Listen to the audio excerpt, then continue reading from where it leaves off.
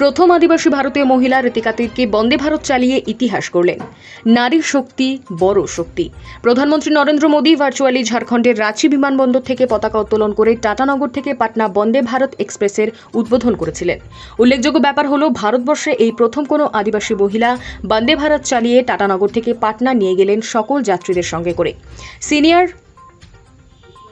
সঙ্গে ছিলেন senior loco pilot S Munda. দেখা গেছে এর আগে ভারতবর্ষে বহু মহিলা ট্রেন চালিয়েছেন, কিন্তু কোনো আদিবাসী মহিলা আজ অব্দি এক্সপ্রেস ট্রেন চালায়নি। তাই ঋতিকা তির্কি বন্দে ভারত চালিয়ে ইতিহাস রচনা করেছেন।